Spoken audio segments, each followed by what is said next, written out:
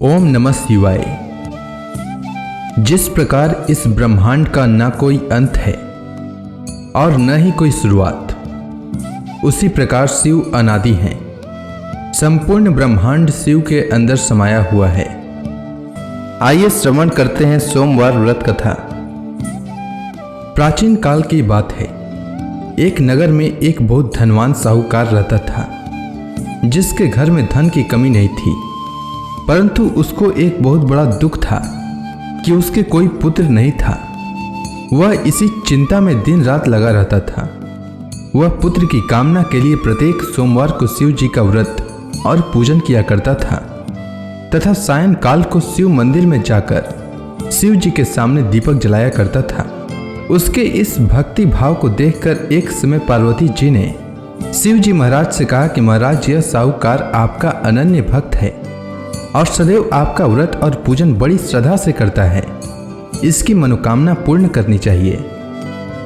शिव जी ने कहा, हे पार्वती, यह संसार कर्म क्षेत्र है। जैसे किसान खेत में जैसा बीज बोता है वैसा ही फल काटता है, उसी तरह इस संसार में जैसा कर्म करते हैं वैसा ही फल भोगते हैं।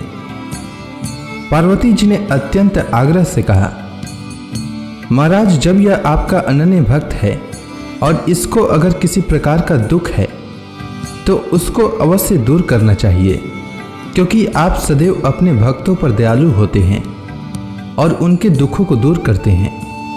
यदि आप ऐसा नहीं करेंगे तो मनुष्य आपकी सेवा तथा व्रत क्यों करेंगे। पार्वती जी का ऐसा आग्रह देख शिव जी महाराज कहने लगे, हे पार्वती, इसके कोई पुत्र नहीं है।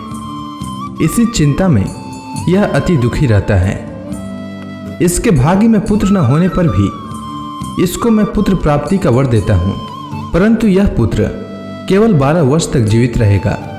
इसके पश्चात वह मृत्यु को प्राप्त हो जाएगा। इससे अधिक मैं और इसके लिए कुछ नहीं कर सकता। यह सब बातें साहूकार सुन रहा था। इससे उसको न तो कुछ प्रसन्नता हुई और न ही कुछ दुख हुआ। वह पहले जैसा ही शिव जी महाराज का व्रत और पूजन करता रहा। कुछ काल व्यतीत हो जाने पर साहूकार की स्त्री गर्भवती हुई और 10वें महीने में उसके गर्भ से अति सुंदर पुत्र की प्राप्ति हुई। साहूकार के घर में बहुत खुशी मनाई गई, परंतु साहूकार ने उसकी केवल 12 वर्ष की आयु जानकर अधिक प्रसन्नता प्रकट न की और न ही किसी को भेद ही बताया। जब वह बालक 11 वर्ष का हो गया तो उस बालक की माता ने उसके पिता से विवाह आदि के लिए कहा, तो वह साहूकार कहने लगा कि अभी मैं इसका विवाह नहीं करूंगा, अपने पुत्र को काशी जी पढ़ने के लिए भेजूंगा। फिर साहूकार ने अपने साले अर्थात बालक के मामा को बुला करके उसको बहुत सा धन देकर कहा, तुम मेरे बालक को काशी जी पढ़ने के लिए ले जाओ और रास्ते में जिस स्थान पर भी जाओ यज्ञ तथा ब्राह्मणों को भोजन कराते जाओ। वह दोनों मामा भांजे यज्ञ करते और ब्राह्मणों को भोजन कराते जा रहे थे। रास्ते में उनको एक शहर पड़ा। उस शहर में राजा की कन्या का विवाह हो रहा था। दूसरे राजा का लड़का जो विवाह कराने के लिए बारात लेकर आया था, वह एक आंख से काना था। उसके माता पिता को इस बात को लेकर बड़ी चिंता थी कि कहीं वर को देखकर कन्या के माता पिता विवाह में किसी प्रकार की अड़चन पैदा न कर दें। इस कारण जब उसने अति सुंदर सेठ के लड़के को देखा तो मन में विचार किया कि क्यों न दरवाजे के समय इस लड़के से वर का काम चलाया जाए। ऐसा विचार कर वर के पिता ने उस लड़के और मामा से बात की तो वे राजी हो गए। फिर उस लड़के को वर के कपड़े पहनाकर तथा घोड़ी पर चढ़ाकर दरवाजे पर ले गए और सब कार्य प्रसन्नता से पूर्ण हो गया। फिर वर के पिता ने सोचा कि यदि विवाह कार्य भी इसी लड़के से करा लिया जाए तो क्या बुराई है। ऐसा विचार कर लड़के और उसके मामा से कहा, यदि आप फेरों का काम और कन्यादान के काम को भी करा दें तो आपकी बड़ी कृपा होगी और मैं इसके बदले में आपको बहुत कुछ धन दूंगा। तो उन्होंने स्वीकार कर लिया और विवाह कार्य भी बहुत अच्छी तरह से संपन्न हो गया।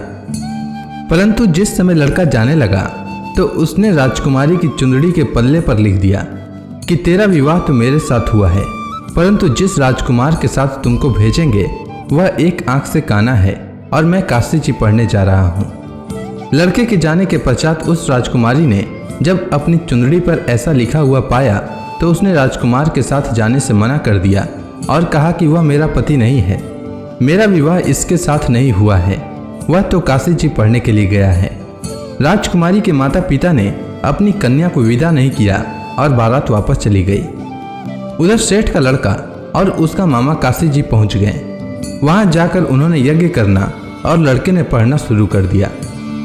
जब लड़के की आयु 12 वर्ष की हो गई तो उस दिन उन्होंने यज्ञ रचा रखा था कि लड़के ने अपने मामा से कहा कि मामा जी आज मेरी तबीयत कुछ ठीक नहीं है। तब मामा ने कहा कि अंदर जाओ और सो जाओ। लड़का अंदर जाकर सो गया और थोड़ी देर में उसके प्राण निकल गए। जब उसके मामा ने आकर देखा कि वह मुर्दा पड़ा है तो उसको बड़ा दुख हुआ और उसने सोचा कि अगर मैं अभी रोना पीटना मचा दूंगा तो यज्ञ का कार्य अधूरा रह जाएगा। अतः उसने जल्दी से यज्ञ का कार्य समाप्त कर ब्राह्मणों के जाने के बाद रोना पीटना आरंभ किया। संयोगवश उसी समय शिव पार्वती जी उधर से जा रहे थे। जब उन्होंने जोर जोर से रोने की आवाज़ सुनी तो पार्वती जी कहने लगी कि महाराज कोई दुखिया रो रहा है, उसके कष्ट को दूर कीजिए। जब शिव पार्वती ने पास जाकर देखा तो वहां एक लड़का मुर्दा पड़ा था। पार्वती जी कहने लगी कि महाराज यह तो उसी सेठ का लड़का है जो आपके वरदान से हुआ था। हे महाराज, इस बालक को और आयु दीजिए, नहीं तो इसके माता पिता तड़प तड़प कर मर जाएंगे। पार्वती जी के बार बार आग्रह करने पर शिव जी ने उसको जीवन वरदान दिया और शिव जी महाराज की कृपा से लड़का जीवित हो गया। शिव जी और पार्वती जी कैलाश पर्वत पर चले गए। तब वह लड़का और मामा उसी प्रकार यज्ञ करते तथा ब्राह्मणों को भोजन कराते हुए अपने घर की ओर चल पड़े। रास्ते में उसी शहर में आए जहां उसका विवाह हुआ था।